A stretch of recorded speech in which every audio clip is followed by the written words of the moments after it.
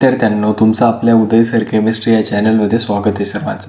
मुलांनो, आजच्या लेक्चरला आपण MST CETला मोस्ट एक्सपेक्टेड क्वेश्चन जे की 1000% शुअरिटीने सांगतोय की येण्याची अत्यंत अत्यंत अत्यंत महत्त्वाची संभावना आहे. ठीक आहे, आता आपण सुरू करू. मुलांनो, 10 ते 15 क्वेश्चन घेणारे, वेगवेगळ्या टाईपचे घेणारे, कठीणातले कठीण प्रश्न सरांनी निवडले आणि त्यांना सोप्यातले सोपे करून सोडलेले. त्याच्यामुळे पहिल्यापासून तर लास्टपर्यंत एकदम व्यवस्थित प्रश्न बघा.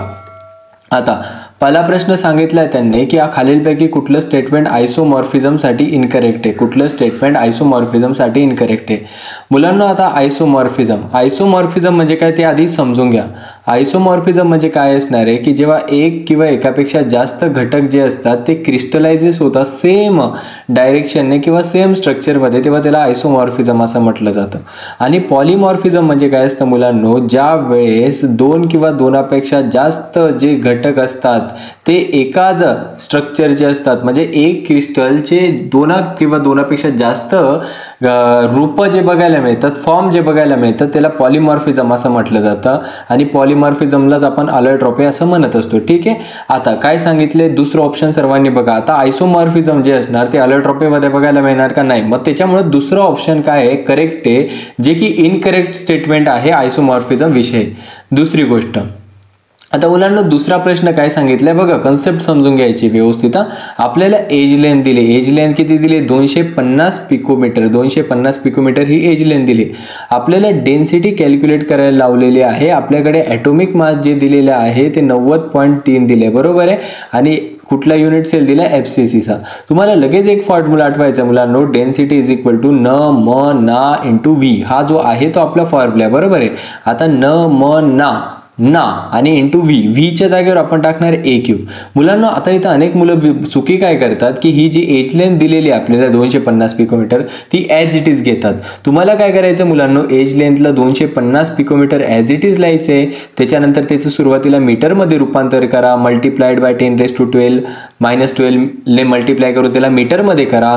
त्याच्यानंतर त्याला सेंटीमीटरमध्ये करा. पुन्हा ह्या 12ला 2 ने कमी करा, म्हणजे 250 गुणिले 10⁻10 मीटर करा मुलांनो. ही एज लेंथची व्हॅल्यू आली. आता हे जे उत्तर येणार आहे ते सेंटीमीटरमध्ये येणार आहे मुलांनो. आणि तुम्हाला ह्या डेन्सिटीच्या फॉर्म्युल्यामध्ये प्रत्येक वेळी एज लेंथ ही सेंटीमीटर या युनिटमध्येच घ्यायची आहे. मग आता मला तुम्हीच सांगा, एनची व्हॅल्यू जी असणार ती FCC मध्ये 4 असते, ती तुम्हाला माहिती आहे. तुम्हाला M माहिती आहे, तुम्हाला NA माहिती आहे. NA म्हणजे ॲव्होगॅड्रोज नंबर असणार, ज्याची व्हॅल्यू 6.022 × 10⁻23 असते. तुम्हाला A माहिती आहे, इझिली तुम्ही रो फाइंड करू शकतात. ठीक आहे, आता पुढचा प्रश्न मुलांनो, पुढचा प्रश्न जर का बघायचा झाला तर पुढचा प्रश्न काय सांगतो आपल्याला. पुढच्या प्रश्नामध्ये मुलांनो डेन्सिटी जी आहे ती मला 2.8 दिली. त्याच्यानंतर मला FCCचा युनिट सेल दिलाय. त्याच्यानंतर मला A ची व्हॅल्यू दिली 4 × 10⁻8 सेंटीमीटर आणि मला मोलार मास कॅल्क्युलेट करायला लावलेला आहे. तोच फॉर्म्युला वापरणार, डेन्सिटी इज इक्वल टू न म ना इंटू व्ही म्हणजे A3 इथं घ्यायचं आहे. आता मला काय विचारलंय? M विचारलंय. मग M इज इक्वल टू काय करणार मी? Row into NA into A3, बरोबर. आणि अपॉनला काय जाणार आहे? N ची व्हॅल्यू FCC मध्ये काय असणार आहे? 4 असणार. रो माहिती, NA माहिती, A3 माहिती, इझिली तुम्ही M कॅल्क्युलेट करू शकता. ठीक आहे, आता नेक्स्ट क्वेश्चन मुलांनो, व्हिडिओ कमी ड्युरेशनचा ठेवण्यासाठीच आपण प्रयत्न करतोय. ठीक आहे, जेणेकरून पटकन तुमची रिव्हिजन होणार. 15वा क्वेश्चन. आता 15वा क्वेश्चन काय सांगतोय मुलांनो, 15व्या प्रश्नासाठी तुम्हाला 2 फॉर्म्युलेज लक्षात ठेवणे गरजेचे आहे. एक आहे नंबर ऑफ मोलचा. कुठला फॉर्म्युला मुलांनो? नंबर ऑफ मोलचा. त्याचा एक फॉर्म्युला असतो number of atoms upon Avogadro's number. हा पहिला फॉर्म्युला तुम्हाला इथे युजफुल ठरणार आहे. दुसरा फॉर्म्युला आहे नंबर ऑफ युनिट सेलचा. कुठला आहे मुलांनो? नंबर ऑफ युनिट सेलचा. आता नंबर ऑफ युनिट सेल जे असणार आहे त्याचा फॉर्म्युल्यामध्ये काय बघायला मिळणार आहे आपल्याला? Number of unit cell is equal to number of atoms. Particles नाही राहत, नंबर ऑफ ॲटम्स असतात. आणि खाली काय असतं मुलांनो? डिवायडेड बाय नंबर ऑफ ॲटम्सच असणार आहे, परंतु पर युनिट सेल असणार आहे. ठीक आहे सर, आम्हाला थोडक्यात सांगतो थांबा. आता नंबर ऑफ युनिट सेल ज्यावेळेस फाइंड करायचं असणार तेव्हा नंबर ऑफ ॲटम्स माहीत असणं गरजेचं आहे आणि number of atoms per unit cell माहिती असणं गरजेचं. ठीक आहे, आता क्वेश्चन मध्ये काय सांगितलं मुलांनो? नंबर ऑफ ॲटम्स किती असणार आहे. मग आता नंबर ऑफ ॲटम्स किती असणार म्हटल्यावर हा फॉर्म्युला यूज करावा लागणार आपल्याला, बरोबर आहे. आता नंबर ऑफ ॲटम्स किती असणार आहे? 12 युनिट सेल दिले ना त्यांनी आपल्याला. युनिट सेलची व्हॅल्यू किती दिली त्यांनी आपल्याला? त्यांनी सांगितलं की युनिट सेल जे असणार आहे ते असणार आहे 12.08 × 10⁻23. त्यांनी सांगितलं की हे जे स्ट्रक्चर आहे ते BCCचं स्ट्रक्चर आहे. तो म्हणतोय आपल्याला की नंबर ऑफ ॲटम्स किती असणार आहे. मग आता बघा युनिट सेल दिले, नंबर ऑफ ॲटम्स विचारलेले आहेत. मग कसं करणार सर आम्ही? सोपी गोष्ट आहे. नंबर ऑफ ॲटम्स, आता हा जो सेकंड फॉर्म्युला आहे ठीक आहे ना, हा पहिला फॉर्म्युला दुसऱ्या ठिकाणी यूज होणार. मी आधीच सांगतोय, पहिले हे दोन फॉर्म्युलेज व्यवस्थित नंबर रिमेंबर ठेवा. आता number of atoms is equal to काय करू शकतो आपण मुलांनो, number of unit cell multiply by number of atoms per unit cell, बरोबर, पर युनिट सेल. आता पुढे काय झालं मुलांनो, नंबर ऑफ युनिट सेल मला किती दिले त्याने, हे दिले सर मला. त्याला आता BCC असल्यामुळे त्याला 2 ने मल्टिप्लाय करणार ना number of atoms per unit cell. SCC मध्ये किती असतात, 1 असतात. BCC मध्ये किती असतात, 2 असतात. आणि FCC मध्ये किती असतात, 4 असतात. ठीक आहे. मग अशा पद्धतीने आता 12 × 2 = 24 झालं ना, अप्रॉक्सिमेटली B उत्तर येणार आहे. पुढे आता अशा पद्धतीने तुम्हाला स्पीडने सॉल्व्ह करणं गरजेचं आहे. आता बघा पुढचा क्वेश्चन किती इंटरेस्टिंग आहे. आपल्याला सांगतोय की एक एलिमेंट आहे जो क्रिस्टलाइज होतोय BCC स्ट्रक्चरमध्ये. स्ट्रक्चर कुठलं म्हटलं आहे तो, की हे जे स्ट्रक्चर आहे ते BCCचं स्ट्रक्चर आहे, बरोबर आहे. आता तो विचारलं आहे की number of unit cell, number of काय विचारले मुलांना त्याने, नंबर ऑफ युनिट सेल विचारले त्याने, is equal to question mark. त्याने गिवन वजन किती दिले, गिवन मास किती दिले त्याने, गिवन मास त्याने आपल्याला 4 ग्राम दिले, बरोबर आहे. आणि ॲटोमिक मास जे आहे ते 40 दिले. ठीक आहे. आता नंबर ऑफ युनिट सेलचा आताच मागे तुम्हाला फॉर्म्युला सांगितला, नंबर ऑफ युनिट सेलचा मी आताच मागे फॉर्म्युला तुम्हाला सांगितला की number of atoms upon number of atoms per unit cell, हा तुम्हाला फॉर्म्युला सांगितला. आता बघा आता तो युजफुल ठरणार आहे तुम्हाला फॉर्म्युला. आता कॅपिटल N ची व्हॅल्यू माहीत नाही आपल्याला, नंबर ऑफ ॲटम्स माहीत नाही.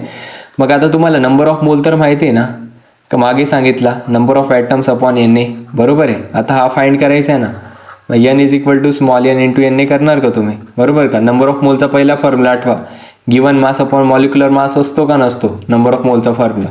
गिवन मास किती दिले मला, 4. मॉलिक्युलर मास किंवा ॲटोमिक मास किती, 40 दिले. ठीक आहे ना. आता याला मल्टिप्लाय कशाने करणार, Na ने करणार, बरोबर. 4 × 1 = 4, 4 × 10 = 40. म्हणजे कॅपिटल N ची व्हॅल्यू काय आली, 1/10 Na आली का नाही आली, आली सर, बरोबर.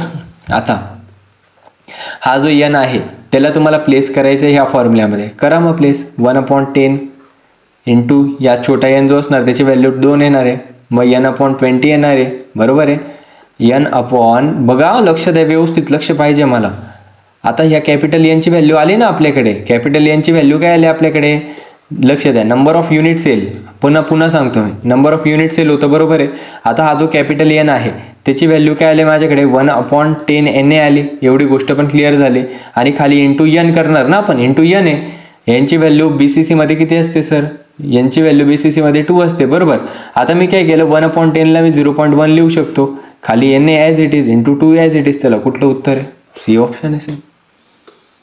पुढे जाऊ आपण. आता पुढे पण तीच कन्सेप्ट यूज होणार. नंबर ऑफ युनिट सेल विचारले, number of unit cell is equal to question mark. Given mass जे दिलं आहे ते 3.9 ग्राम दिले. पोटॅशियमचं मॉलिक्युलर मास लक्षात ठेवायचं 39 असतं. BCCचं स्ट्रक्चर दिले, फॉर्म्युला तोच यूज होणार की number of unit cell is equal to number of atoms upon number of atoms per unit cell. Capital N माहिती का नाही माहिती, काढूया त्याला. कुठला फॉर्म्युला यूज करणार मुलांनो, number of moles is equal to number of atoms upon Avogadro's number, बरोबर आहे. कॅपिटल N हवा आहे, capital N is equal small n into Na, बरोबर.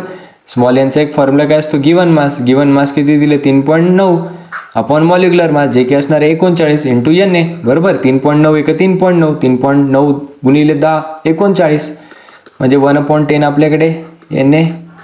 हे जे आलं ते n ची व्हॅल्यू आली. n ची व्हॅल्यूला पुट करायचं तुम्ही फॉर्म्युल्यामध्ये, पुट करून 1/10 करणार. 1/10 इंटू काय करणार आहे तुम्ही, Na करणार ना, 1/10 इंटू Na करणार आहे तुम्ही, बरोबर आहे. मग आता माझ्याकडे काय येणार आहे मुलांना उत्तर, 1/n. n ची व्हॅल्यू किती असणार आहे BCC मध्ये, 2 असणार. मग 10 इंटू 2 काय होणार आहे, 20 होणार आहे. म्हणजे 1/20 इंटू Na, म्हणजे Na/20 is the correct answer, option A. पुढे 23वा क्वेश्चन समजून घ्या. आपल्याला मोलर मास विचारला आहे, मोलर मास दिला आहे capital M is equal to 180. त्याच्यानंतर BCCचं स्ट्रक्चर दिले आहे, डेन्सिटी आपल्याला दिली 18. त्याच्यानंतर एज लेंथ विचारलेली, सेम गोष्ट, डेन्सिटी इज इक्वल टू ना इंटू V A क्यूब. बरोबर, A क्यूब आपल्याला विचारला आहे, A क्यूबला इकडं आणा, डेन्सिटीला तिकडं न्या, N into capital N upon NA into rho. चला लवकर यूज करा, थोडं डोकं यूज करा. Number of atoms per unit सेलची व्हॅल्यू BCC मध्ये किती असणार? 2 असणार. कॅपिटल M माहिती आहे, NA माहिती आहे, रो माहिती आहे, A क्यूब काढा. उत्तर जे येणार ते C असणार, 33.2 इंटू 10⁻⁸ सेंटीमीटर. पुढे आता 24वा क्वेश्चन समजून घ्या. 24वा क्वेश्चनमध्ये टोटल नंबर ऑफ आयटम्स विचारले. ठीक आहे, तोच फॉर्म्युला किती वेळेस तोच फॉर्म्युला यूज होणार. Number of unit cell is equal to number of items upon छोटा n. बरोबर, छोटा nच आहे. आता कॅपिटल N विचारलं ना, मग नंबर ऑफ युनिट सेल किती? 1.8 इंटू 10⁻20. छोटा n ने काय करणार आहे तुम्ही? मल्टिप्लाय करणार. छोटा n किती दिले असणार आहे BCC मध्ये? 2 असणार. 18 × 2 = 36. Option C. पुढे मुलांना आता हा जो प्रश्न आहे याच्यामध्ये काय सांगितलं आपल्याला? एज लेंथ दिलेली. एज लेंथची व्हॅल्यू म्हणजे एची व्हॅल्यू किती दिली? 288 पिकोमीटर.